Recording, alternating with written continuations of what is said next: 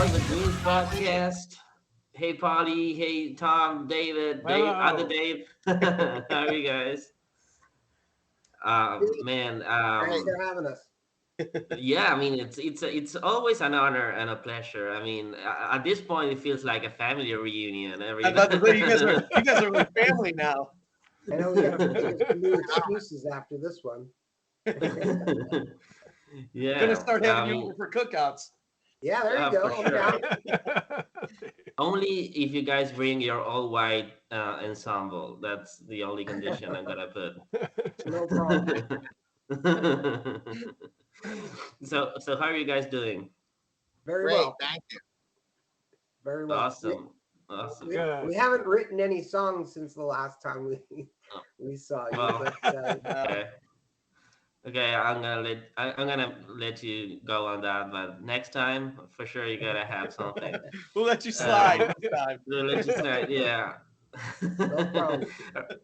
Okay, so for everyone listening tonight we have the, I guess you can call it the final arc of the end episode, the final, the It's like trilogy, the big the end of the trilogy, trilogy. yeah, Yeah. the end of the big REVLOVER trilogy with their mutation, like, or transformation rather, into Milestone, which was huge project. I mean, you guys were a lot of people on that band, We were. Yeah, right? that was a big deal. Yeah, that was a big change. Yeah, yeah, but an I have interesting a one for sure. I have a Yeah. photo of the group here. I'm show this right now. These are one of the promotional photos that we had, and that's what Milestone consisted of.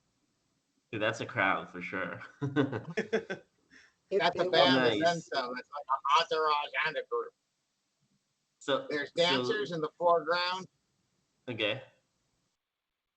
That guy's a rapper. He got replaced, but he was our first rapper. And we have our female backup singers in there too, along with Keith, Tom, myself, and my brother Jeff, who came later. And I have a photo of him in the more evolved Milestone. Hold on. There it is right there. And, we get this out of the way. There you go. Nice. Wow. Yes. Cool. Yeah, it's definitely a change. You can from REVLOVER. You can really tell something happened at the beginning of the '90s. Yeah. yeah, big, That's REVLOVER. big, And there's a big difference between that big and Milestone. difference. Big difference. So before we tell you the story, Sante, I mean you, Hmm. and I'm sure you've listened as well, correct, Dave? Yes, So sir. before we tell you why and what and blah blah blah blah, I'm curious. And there's the Milestone record, which you Nice. can't get at FNA Records like you can get the No, REVLOVER stuff. you Where can you get the REVLOVER stuff there, Paul? You can get the REVLOVER stuff at www.fnarecords.net to get 18 songs from the Kings of the Sunset Strip, all original, Nice. digitally remastered. You can get it in CD. You can get it in digital download. You can get Tell, it anywhere you want with the Rev Boys. Anyway, tell, Yeah, tell, yeah. tell him Polly sent you. Tell him Polly sent you. Yeah. absolutely. Yeah. Now Yeah. that, That's right. now that we've gotten out of that, past that, what my question to you and Santi and Dave is, I'm curious, Yes. what did the music tell you? I mean, after listening to REVLOVER, other than the Hmm. obvious change, right? Right. What did you take from it when you listened to the Milestone record, knowing what kind of happened before that? Honestly, I felt there was a maturity, like an advancement in maturity as far as the music goes, as far as the diversity of it. The To me songwriting. was just, it was awesome. I mean, it was so different from what you guys had done previously to that. So I feel like the maturity level was definitely up, and the musicianship was still there. That was all there, just on a different level. And yeah, that would be my take from it. Now, I'm not gonna say what I like more or what I. No, um, no. Well, You know, that makes sense. I will say I'm more of the Rev Lover, fan. kind of I guy. would say that Yeah, that would be more my thing, Yeah, but I get it. that's Yep. cool. but I did not dislike the Milestone stuff. So Yeah, did you? But for what it's worth, could you hear some of the Rev Lover in the music? you could. You Yeah, could. Yeah, I mean, for but that's sure. who you guys were or are, and I think that's going to come out. But as far as the overall vibe of it, was definitely it was definitely a different vibe. As like I said, as far as maturity goes. and what about you, Santi? Yeah, I really enjoyed it. I have a really like diverse music taste, so I actually like both versions of the band, I guess. And the milestone stuff, for sure. I share that idea, that the maturity idea that David mentioned, and I agree with that. I also think that you guys were trying new things, and a lot of the Rev Lover.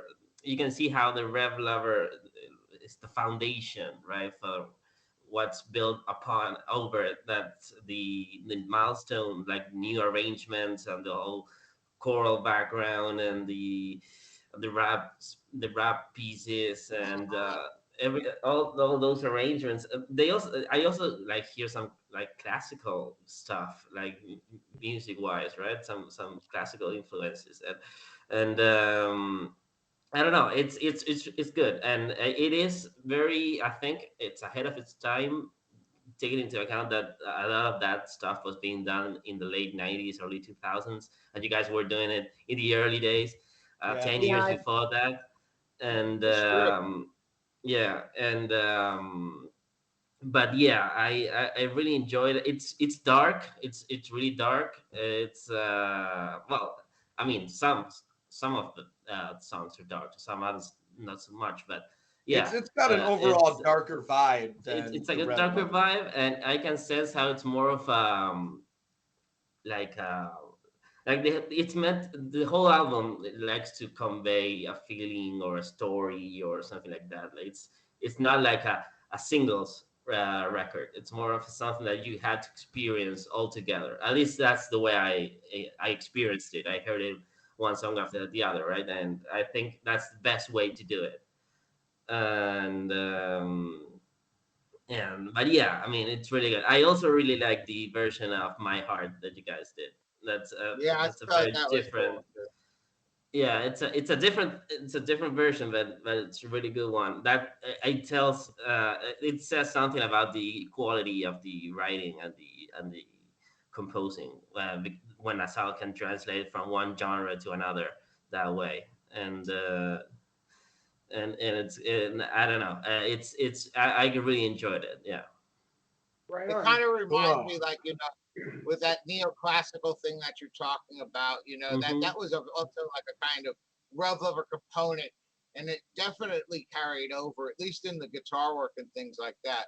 What it was juxtaposed that was different is the way the rhythm section was thought out, because there's much more, even though there's some elements of heavy metal, but there's a lot more dance elements and different types of genres that are fused into the metal neoclassical thing.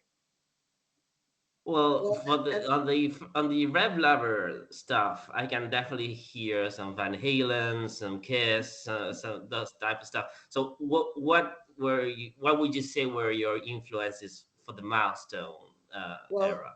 to be honest That's with a good you, question. Milestone, the birth of Milestone was out of like utter chaos.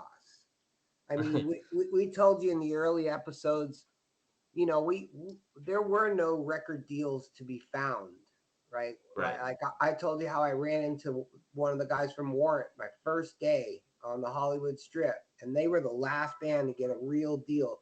A real deal is a chunk of money in the front, you know, two or three videos, a chance, a shot, Right. and Warrant got that. and they were the last ones. And there was other bands that got signed, XYZ and Faster Pussycat, but they never got what the backing, because the world was already moving on to grunge, and hip hop was starting to emerge, and all these other things that was the ultimate end of rock and roll.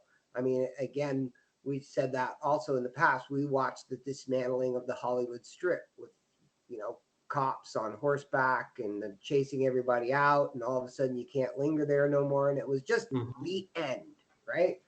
Well, we just basically came back from a leg of our tour, and the clubs were getting in the positions where they didn't have the money.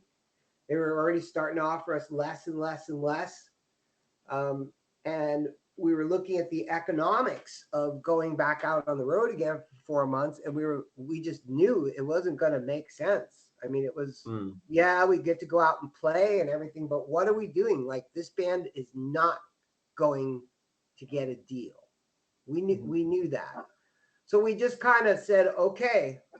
And we pulled up, we parked the bus, and we took a break for, I want to say, about a month. And we started rethinking things.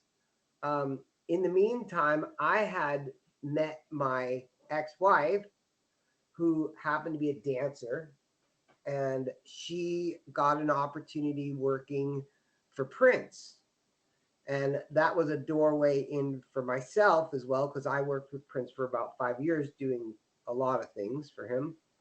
And I've been to Paisley Park and all, been in limos with him and all that stuff. So I've spent a lot of time with him. Fantastic man.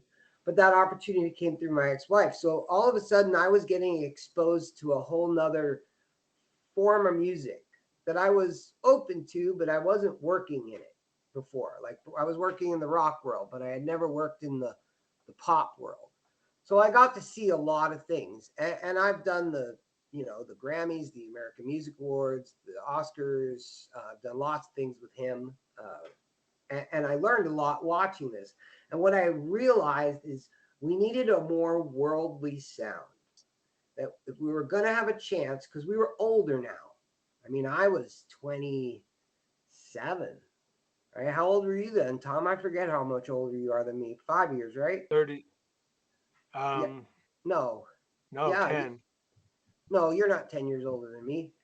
John was 5 years older than me. You're 6 years older than me, I think. Okay. We were all pushing How 30. old are you? Yeah. 6 years probably. Yeah, I'm 57. So anyway, we were older, so we needed a home fucking run in the ninth inning here, or it was over. And it really almost came to over because nobody had a solution. So although we took a break, we never stopped playing music. We always had a studio in the house. And what we did is we repurposed some things, and we actually set up a recording studio in the house. And I was even making a few side bucks with the recording studio, recording some people, which brought some other people working on other things, which always gets your creativity up, is watching others. Oh, you get inspired, right?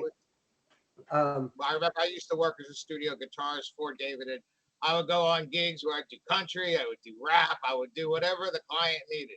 And I also was playing blues at the time because I needed to keep playing as a professional. So blues was easy. I knew how to do that. And I was lucky. I hooked up with a really, he was an affluent player in the blues realm in Los Angeles who gave me opportunity to get going. And I cranked up a second career right when Milestone was going on, just to keep my musician jobs going and my opportunities going.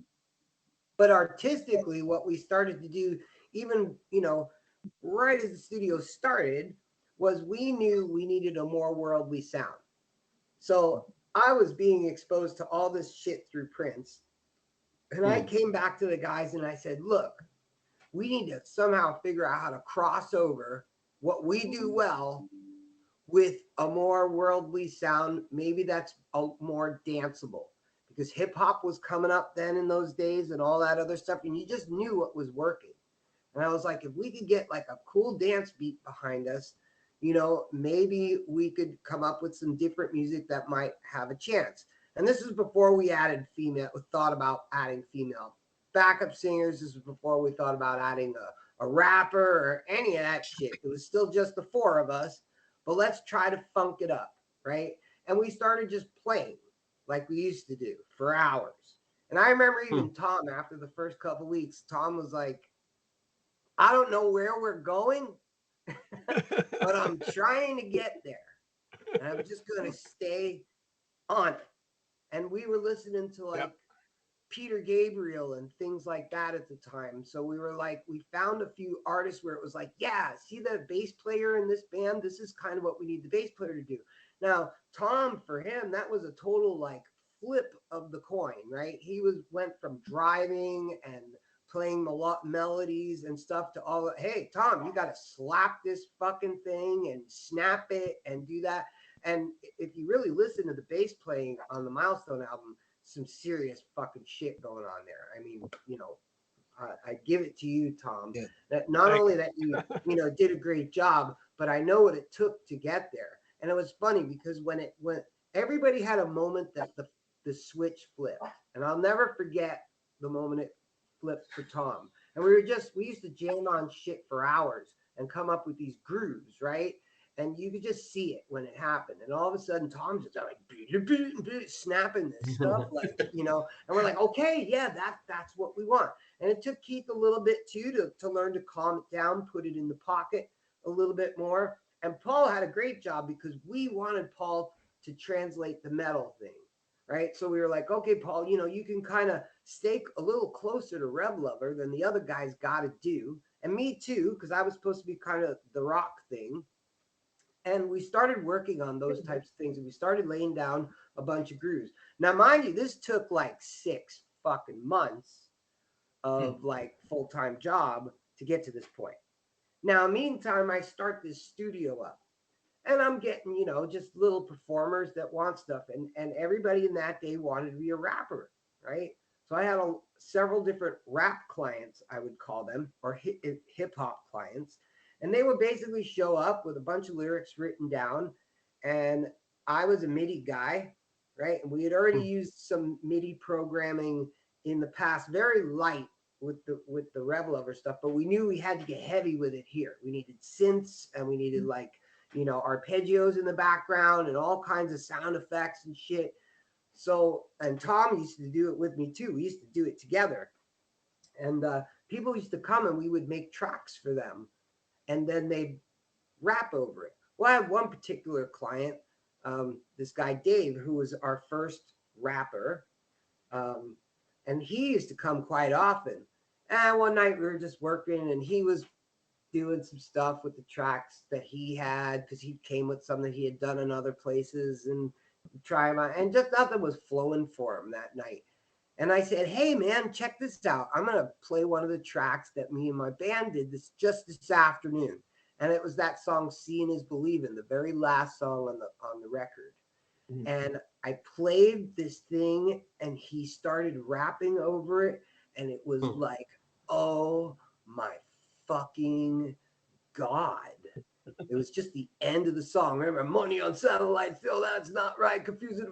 Just he dropped this rap over the top of it, and it was Paul's guitar just sawing away in the background, and the guys doing their thing. And I played it for everybody the next morning, and everybody's just like jaw dropped, like wow, because it had like that Faith No More thing to it. That's what I liked about him, you know. And yeah, that was Faith No More had just come out too, so it was like, okay, and even a little smidge of Rage Against the Machine, which was already starting to come out then as well.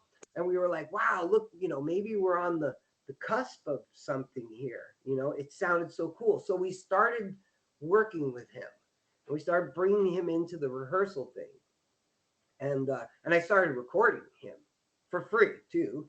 But I started recording him and we started putting some shit together. And, you know, we come up with another groove and just kind of build it into a song. And we had all these multi-layers to it because we started laying all this synthesizers and stuff over the top of it. And then with the sound grew because we were like, okay, we really need some big background vocals. And let's get a couple of girls and try it out. And we met these two sisters, and they were awesome, and they just added this whole another slice layer, because that's what Milestone really is. It's a ton of layers, one layer on top of the other. And that's how we got going. And then when we came out with our first live show, my ex-wife was a dancer. So she grabbed another girl. All of a sudden we got dancers now too. So now we went from being a metal band or a hard rock band to here's a band with a music with a dance groove. They got a hip hop element on top of this rock, metal element. They've got these big choruses, which everybody is looking for, and they got a rock and roll lead singer as well. So we saw that as like, that's a lot of hooks in the water all of a sudden from what we were before in a tired closing market. So we thought we had a really good chance, and we got signed on our second gig. We just unfortunately got signed to the wrong label, but we did get signed. We should have held out and wait for some of the big people to see us. But we knew we had the right thing going on. I mean, we were just the few gigs that we did, we just lit the room up. You could just tell. You could see it in the audience.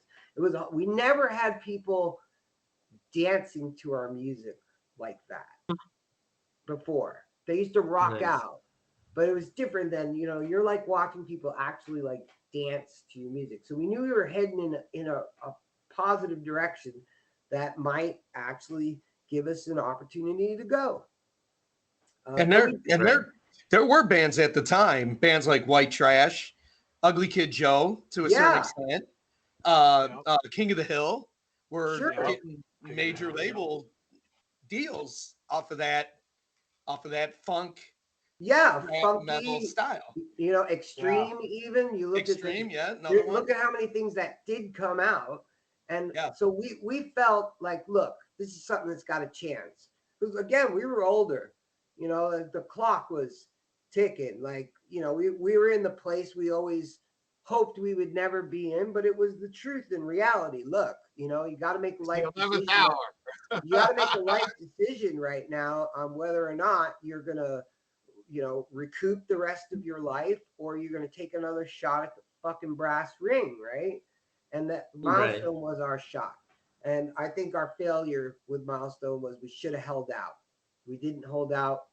We thought we had the right people, to sign us, and we didn't. And and that's who's to say anyway. They could have been the right people. It's just circumstances changed. Really, what happened to us is we got signed to a black label. We were the only white people on a black label, which was great for us. We loved that. We thought that was fantastic. But I think they pulled another act after us that they decided they were going to put in the forefront. And I think they shelved us because they thought we'd compete with them. And that's the ultimate horror story that so many bands go through. And that's really ultimately what I thought happened to us. And we unfortunately had no way out to remarket ourselves. And we exhausted every resource we had because our parents was still funding us very much so at that point in the game. And we just really didn't have anything, left to give after a certain amount of time. And it just fizzled at that point. But, it's an awesome record. There's some great songs. There's some really, really great moments.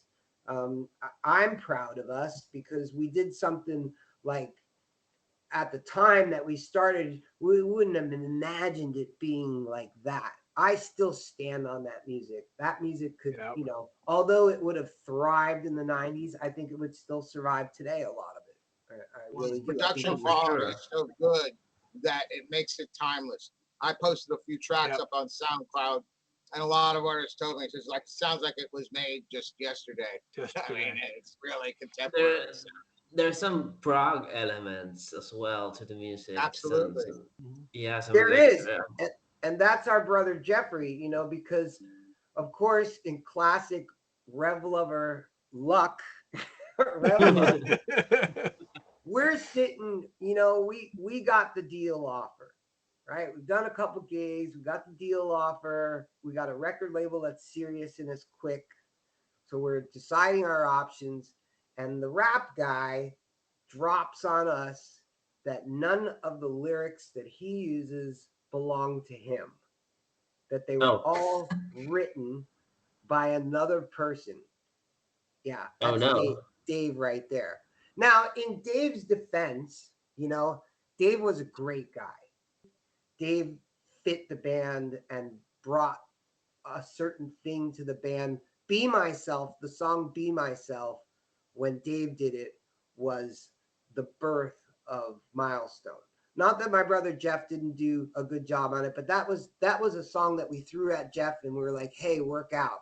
Jeff, my brother Jeffrey actually composed several songs on the Milestone album, like Conscious He of was much more of a Nation, musician than David. this was. and Dave this was. and that. Jeffrey brought so many elements because Jeff is a musician and he was a programmer as well. So Jeff would go and bury his head in the studio and come out, you know, hours or days later and like, check this out. And he'd have drums and, you know, parts and just, I mean, killer fucking shit. But Jeff was not a rapper. I mean, Jeff really wasn't even a singer.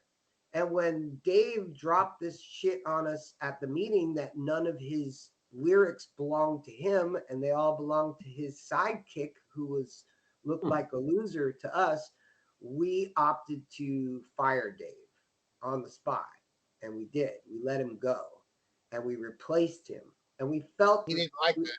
we felt that the concept was strong enough that the label would probably go with it because we had the resources to make a record on our own, which we did completely on our own.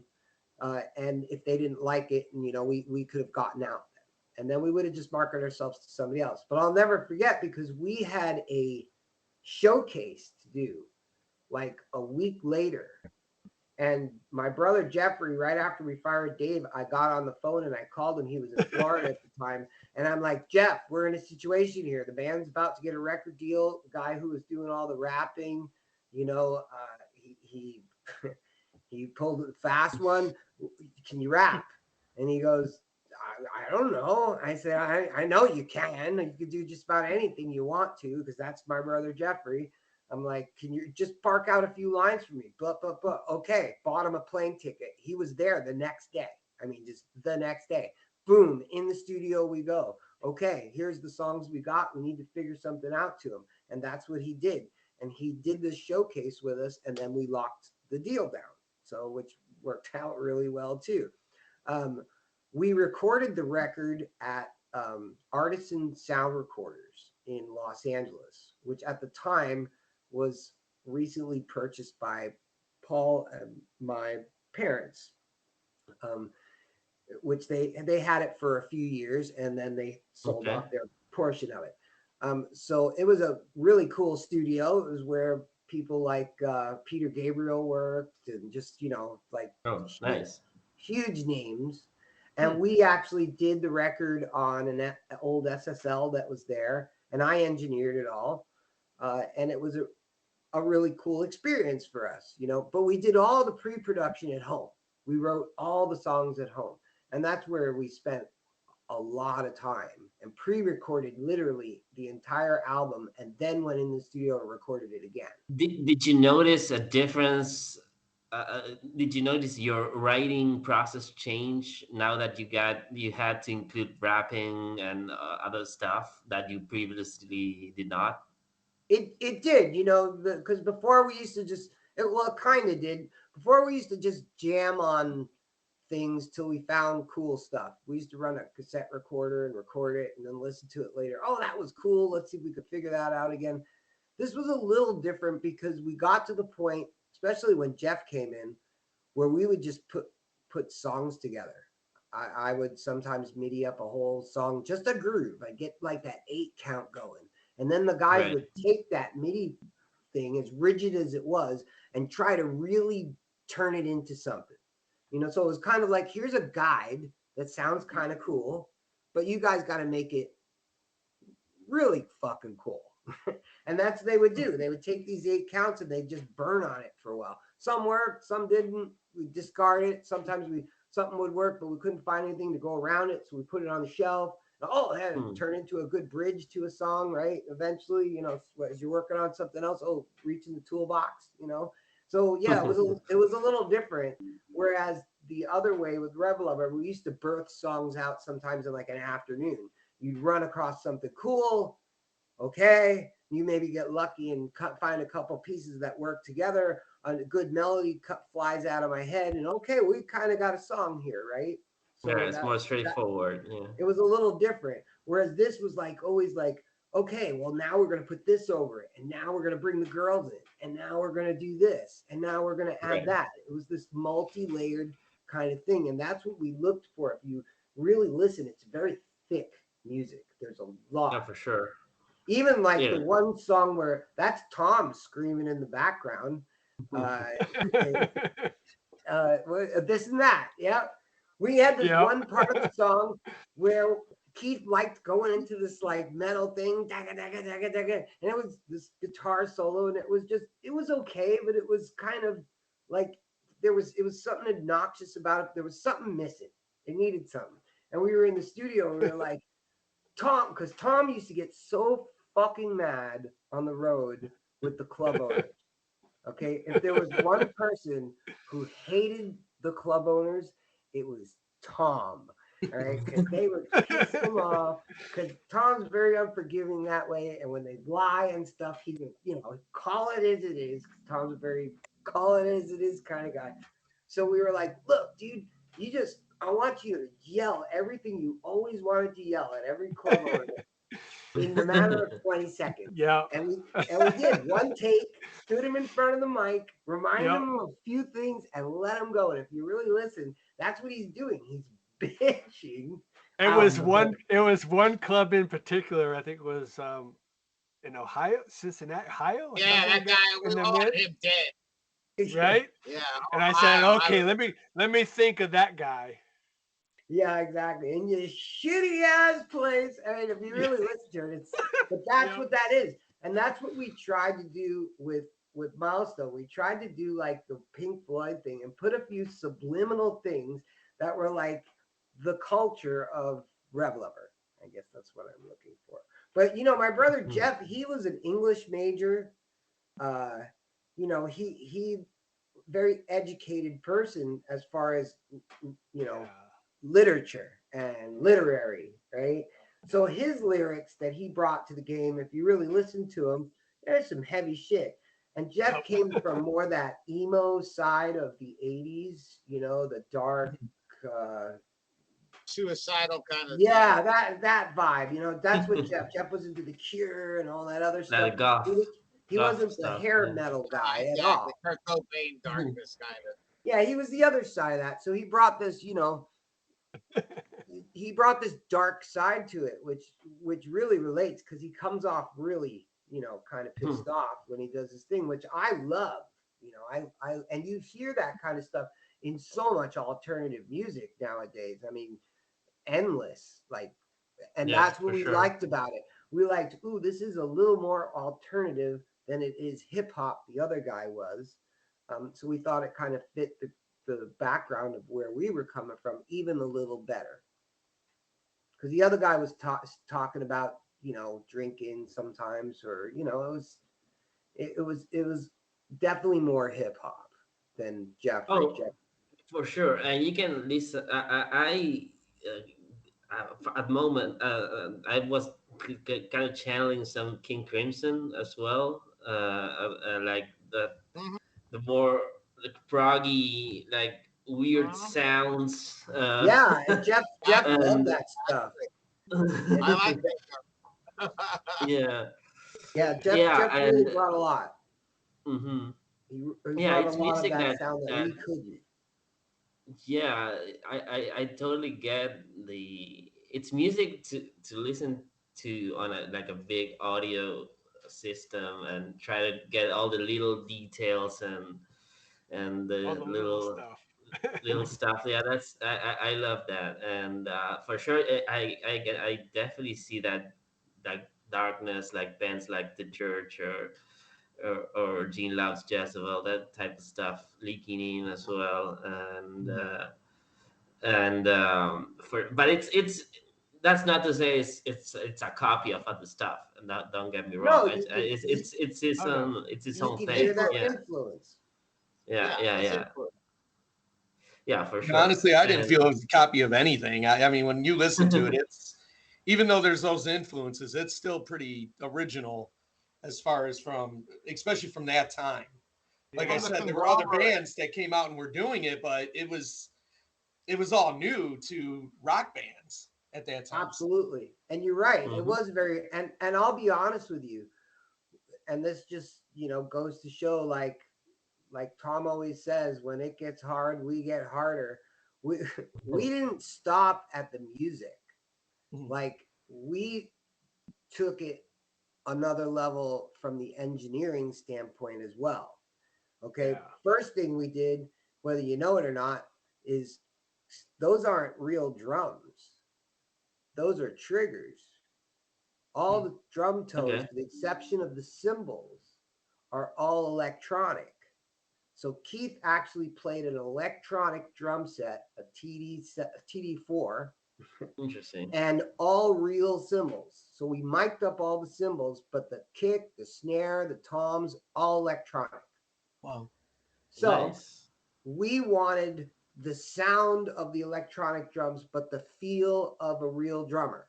Because it's another feel when you MIDI up something and it's rigid, which is great for certain things, right? Depending on what you want to do. But we kind of wanted both. We wanted that, so that's what we did, and it took a little time too, to get Keith to adjust to that, right? So that's why Tom wasn't alone. All of a sudden having to relearn his instrument. Keith had things too. Plus, we changed the way Keith played. I worked for a company called Spatializer at the time. I don't know if I told you this story before, but back in the REVLOVER days, we met a guy called Steve Desper, and he was the sound engineer of the Beach Boys. But the way we met him was great, because when we were on the road and we went broke, we actually got to the point where we were living in the bowels of what was a old theater, and we were renting it from our old landlords, and Yeah. and we were next to this more or less like a shop, if you want to call it, a bunch of small office buildings. Well, this guy, Steve Desper, who was an inventor as well, he owned the shop next door. And I'll never forget, because it's the first day we're there and we pull the bus down this skinny little alley, right? Because we had a door and we basically, it was a rehearsal room with a bathroom. So we were basically living in the bus, rehearsing in this room, and we had this bathroom. Now, bathroom, it was an open concept bathroom. Okay. We made it. The whole room was tiled. The shower was in the corner. Right? There was no curtains or none of that shit. Right? It was just Okay, yeah, hang out bathroom, with your friends. and that was it. Right. So if you were crapping and you were shower, whatever, it was happening. Bring a friend. Yep. Hang Yeah, out. and a big, Yep. and a big drain in the middle of the floor, right? And then it was a Yep. rehearsal room. So anyway, we pulled the bus in and we had a parking spot, and he had a parking spot because his building was literally right next to us. And there was a car in our parking spot, and Keith shows up with this giant fucking truck that his girlfriend used to have. And we used to call it the beast. Yeah. Right? The wildebeest. That's what we called that truck. It was this giant Ford, Oh, it was my like the gosh. first four-door truck I think they ever made. It was gigantic. And it's Wow. like July, it's hot. We are in this place hanging carpet on the fucking walls. So we're all just wearing shorts and no shirts and long hair out and all this, right? And there's like 5 of us at the time. Anyway, so Keith parks in his spot. So Steve Desper, who ends up becoming like a great friend at the Thanksgiving table, all that other stuff, he told me, he says, I arrived that day and I saw this big piece of shit truck parked in my parking spot, right? Now, mind you, he's like 45 at the time, and he's a gay man that's been living in California all his life, right? And he lives on the Okay. street that they filmed E.T., right? So he's worldly kind of guy, right?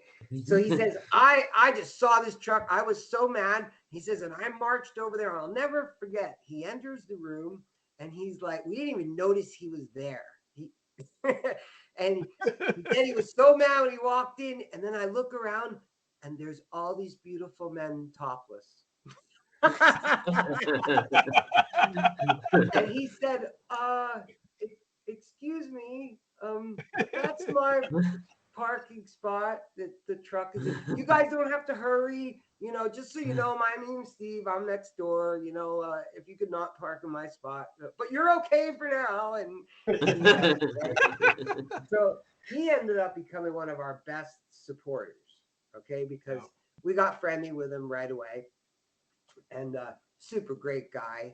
And he really educated me, and I actually worked for his company. And at the time, he was actually in there inventing this thing called Spatializer, which back in the early 90s was the birth of 3D audio, right? There was companies like Q Sound coming out, and the whole idea was to put this audio chip in your TV to make it sound bigger, because the TVs were getting smaller, which they couldn't put big speakers in them anymore. So the TVs had to have a big wide sound.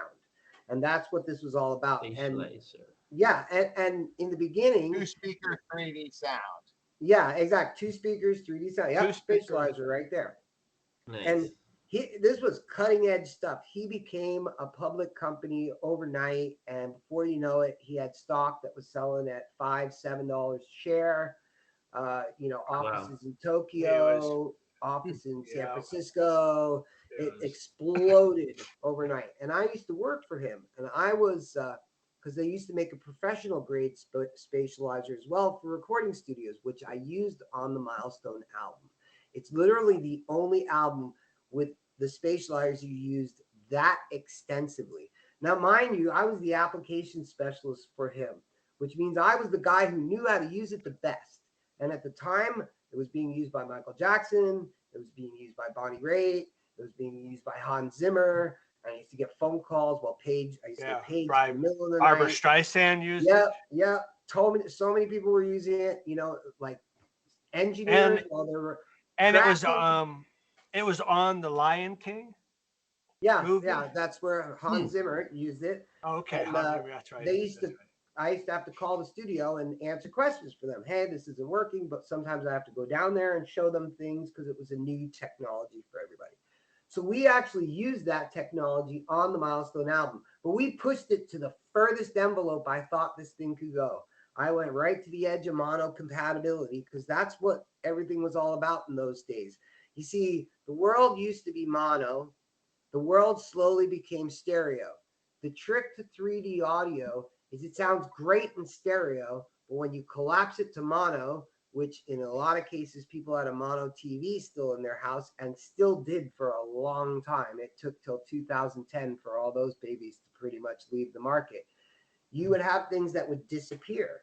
So it wasn't, broadcast has to work on both platforms. So we really worked hard to get it to do what it does, because if you collapse it down to mono, you really don't lose anything. It doesn't sound the same, but things don't vanish.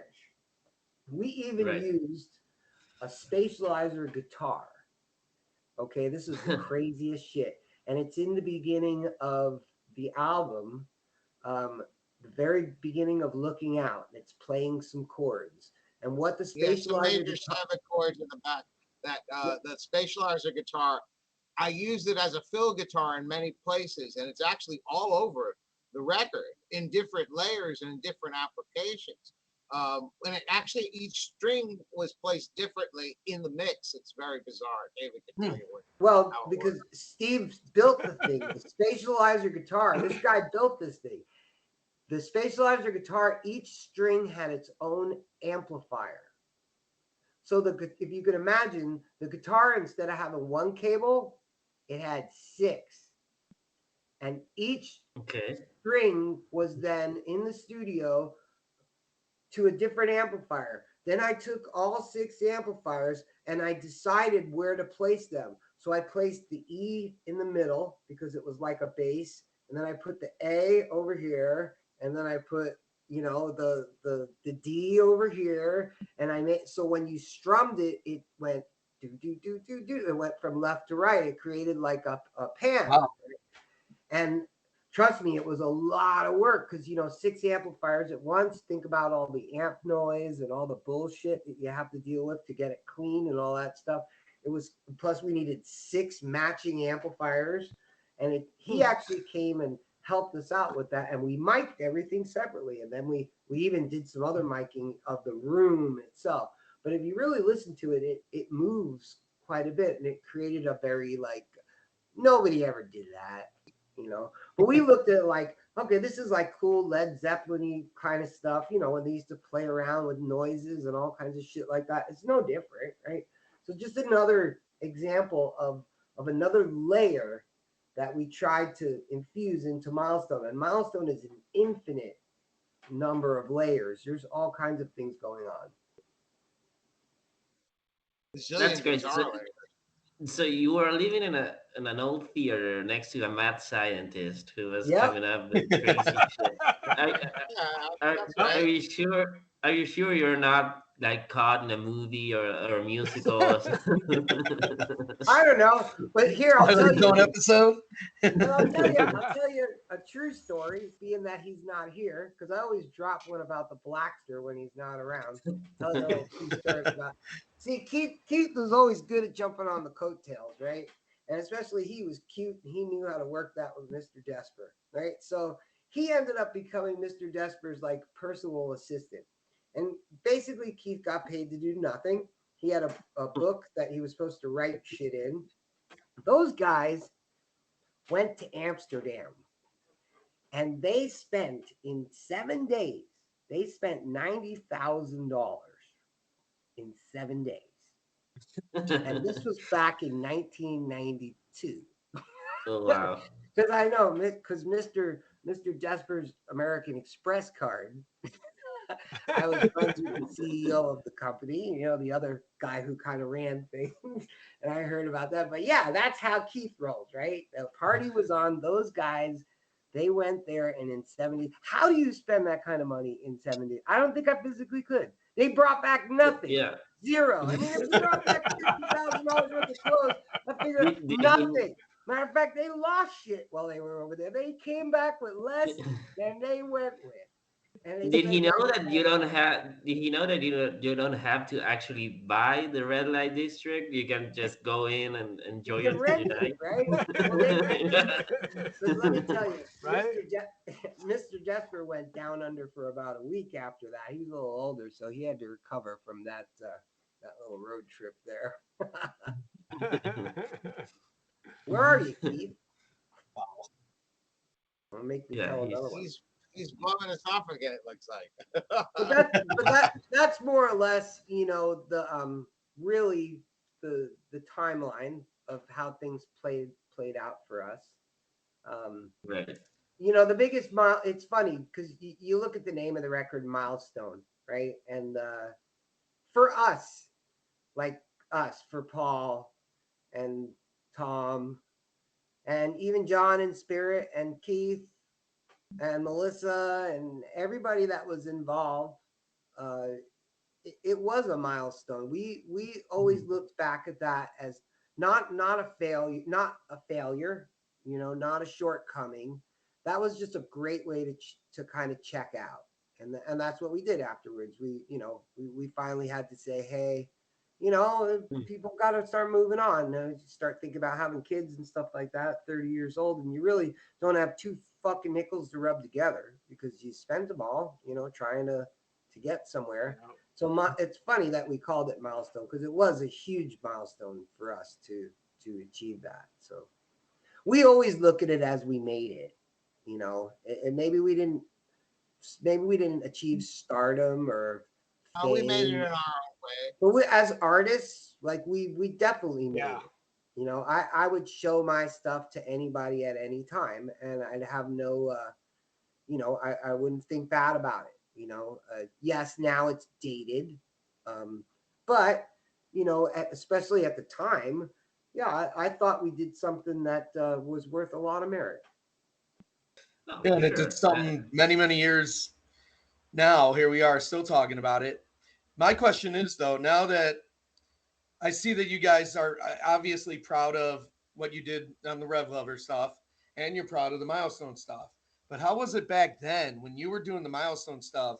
Were you trying to completely erase the Rev Lover past, or is that No, something not at that Not all. me. No, No. No, we no, felt. Go ahead, Tom. no. I say that we just moved. We just moved on. We just pushed. We just kept pushing, Yeah. and that's like for me, it was actually a great time Mhm. because yeah. I mean, I don't play with a pick.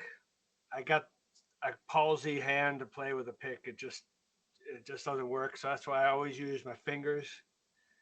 And the Conscience of a Nation was a real turning point in one way because Jeff was playing the progression in the studio, and I said, "Give me a tape of that. Give me a tape of that." So I took it back. I heard the sound, but I couldn't get my fingers to do it. So I sat there, man, and I just kept plucking away with the pick, and now it's like that's good. That's the guy. That's the guy. So I just kept pushing it, and then that's the only song that I've ever played with a pick. And then I was also Louis Johnson. I was seeking after his style Mhm. of funk playing, and that's where I get my slapping and my thumb work from. And in the songs like that one, I pick it, and then I play with my fingers. Other songs I pluck with the fingers and I slap. Then there's songs I slap through the whole song and stuff like that. That whole, you know, that to me is just not forgetting, not leaving. It's just kind of Evolving. Evolving, yeah. evolving, taking the next step, and really enjoying it. Mhm. And Yeah, on you that know, note, see, I felt that the Milestone record was an evolution too, because I treated it as using the sum of all the things that I had learned and studied and was continuing to study. And I started to work as a teacher. So I was exposed to many different things. So I took everything, blues, jazz, rock, classical, whatever. And I tried to use those components in the style and make all of these fancy layers and this kind of Jimmy Page studio kind of approach, but in the real world, in the world that was existing post REVLOVER. Right. And the beauty and the best part, honestly, of it all was as we went through this process, the evolution was sporadic. Like one guy would be blossoming and the other guy would be going through the hard times, right? And it wasn't a blossom the whole time. It wasn't like, oh, I got there and whatever. It was just, oh, you find it for a second and then maybe you're searching for the next thing. And along the way, everybody had patience and everybody was always there for the other guy when he wasn't feeling it. Like, look, just hang in there, right? Hang in it. You're gonna get there, right? And none of us ever really lost sight because the response from the guy who wasn't getting there at the moment was always, yeah, I know. I'm just, I'm not there today. Whereas the rock thing, we had already gone through that phase in the earlier parts, and it was more consistent. So this was like you had to have a lot of belief to be there Hmm. because you weren't even sure what you're doing was fucking right, or what you were supposed to be doing half the time. or good And then all sounding. of a sudden it became like this great adventure, like you trip over something and it was like, oh my God, that's so cool, and Yeah. you feed off of that to get you to the next stone to get you across the stream. And Right. and it was the classic Rev Lover style. No one gets left behind. Yeah. All with a common purpose and believing in each other and believing that okay, we're good. We know we can get there because we've been up against worse things. Whereas a lot of bands just straight up folded. When the metal scene died, I mean, we watched people like just evacuate. And they were done. They were done. Haircut, on a plane home, getting a regular job. I don't know. I'm not going to make it as a rock star. We never gave up. We never gave up. If we weren't locked into that record deal, we might have even pursued it even harder. But we unfortunately, that was the end of that. We were stuck still, and we weren't going to go jump on the road. That we couldn't afford to do that anymore. Right. Well, REVLOVER, we pushed, when we wrote those all the time. I mean, it kind of didn't change other than how it was being done. We still pushed. We never we never would take. Okay, fine. I can't fucking do it. Don't No. do it. No, it was like, okay, I'll be back. Very much. And even everything, image, everything, clothes, everything had to change.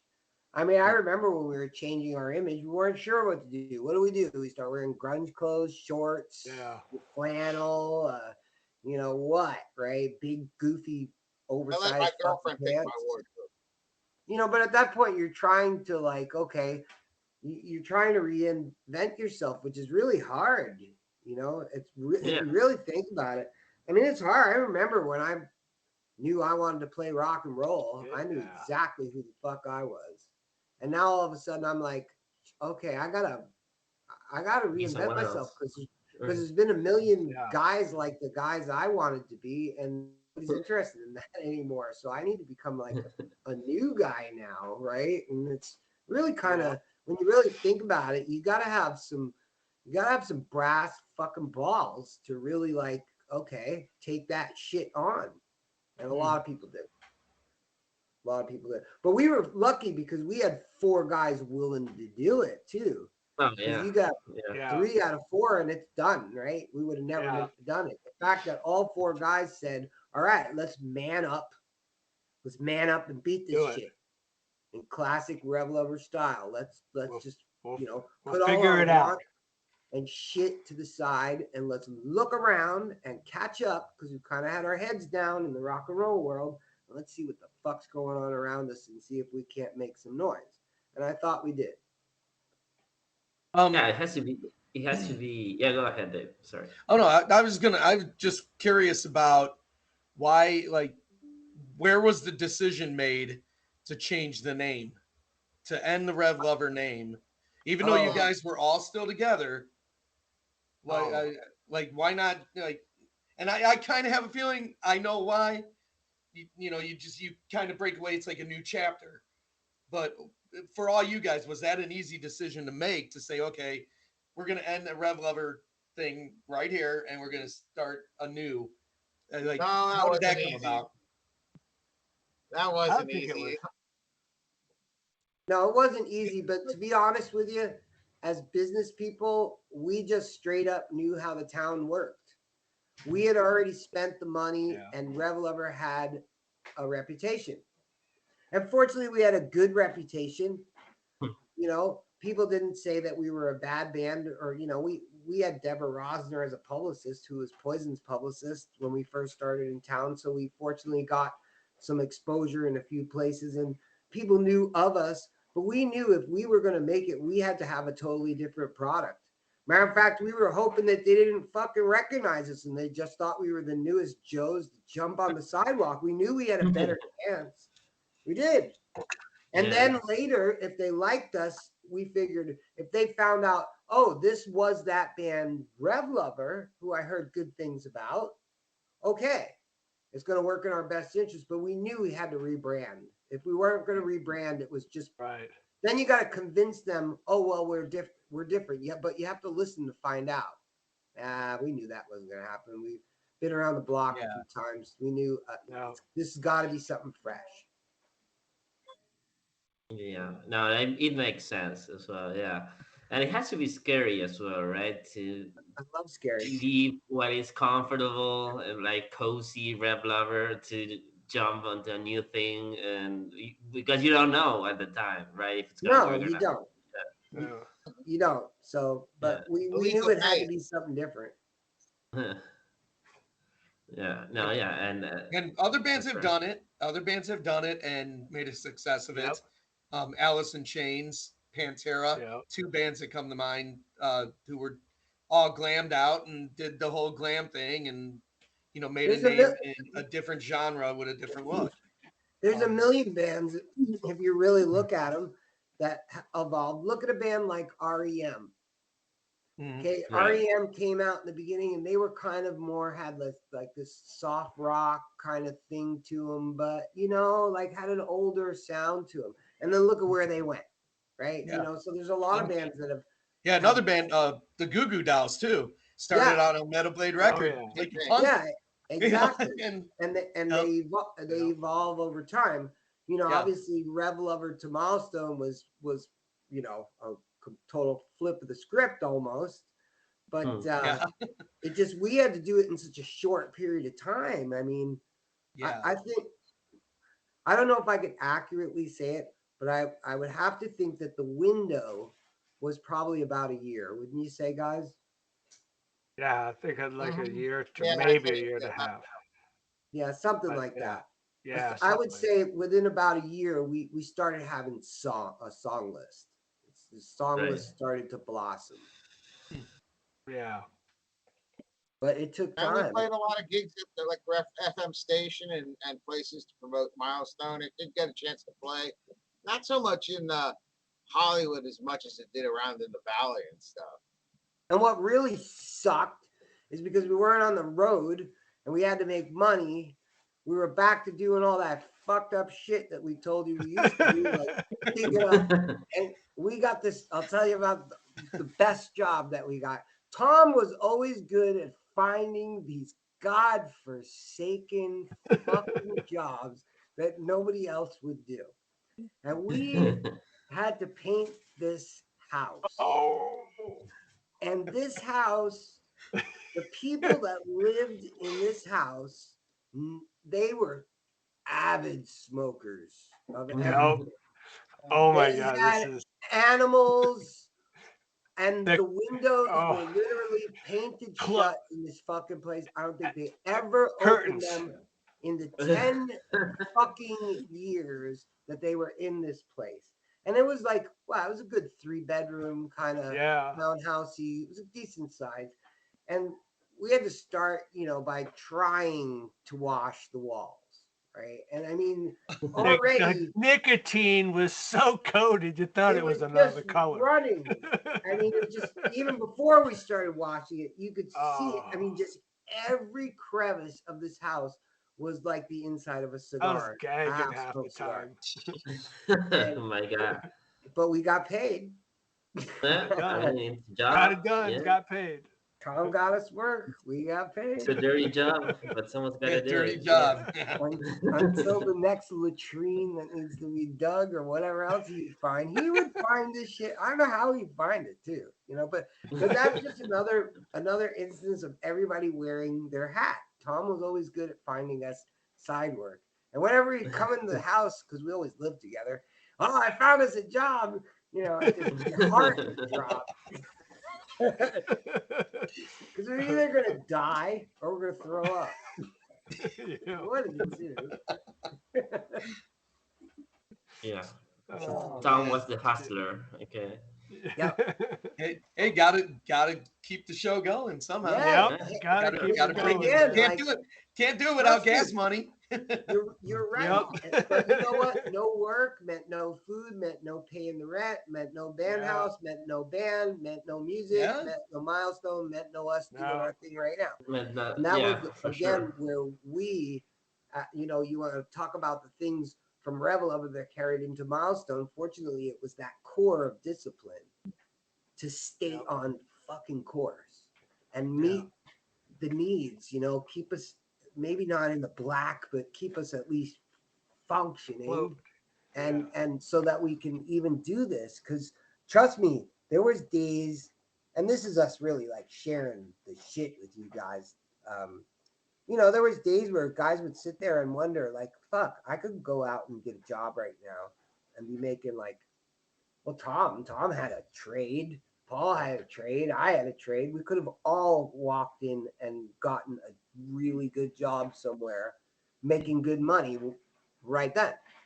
But here you are trying to reinvent your playing fucking style that you've been doing forever with the dreams of hitting it big. And you'd really second guess yourself sometimes in that position. I'm not going to lie. There was moments where I sometimes thought to myself, am I out of my fucking mind here? Like I'm falling Probably. behind. Especially at that age, I'm falling behind. I feel like I'm falling behind. How far can I go where I fell behind too far? Like there's a line in a Pink Floyd song which always sits with me, where there's a reference like that about you're not out the door yet, but the race has already begun, right? Paul will probably pull it out in the next few minutes because he's the avid Pink Floyd guy. But yeah, I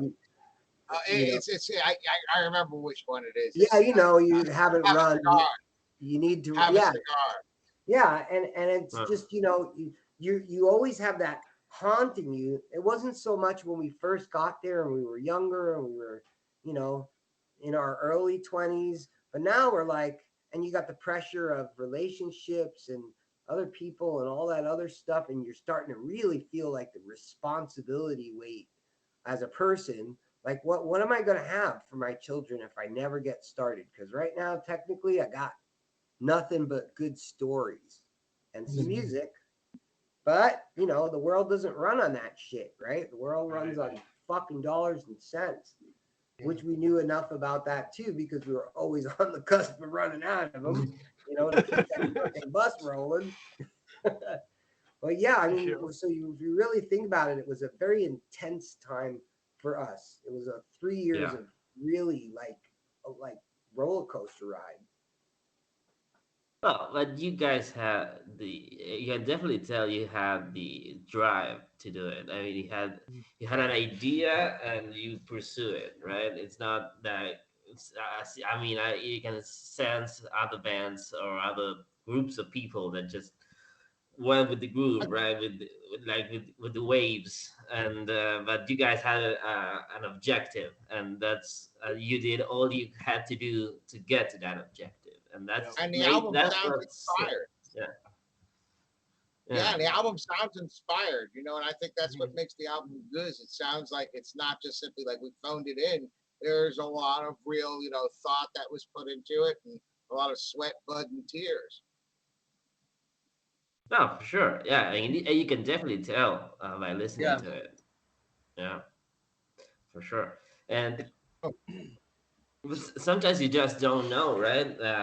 When is it going to happen, and what and how, right? I mean, I think of bands, for example, Rio Speedwagon. It took 9 albums for them to make it, right? But they stayed And at it. they say it at it, right? They just they And never give up. then you look Yeah. at a band like Boston that crawled into a garage for 7 years and emerged with a legendary record. A whole Right. nother approach, right? Yeah. And that's putting you and you really, you really got to think about guys like that. Think about how much belief that had to take, right? Because those guys, had to believe that they were going to do it, right? For a long time and stick together and all that.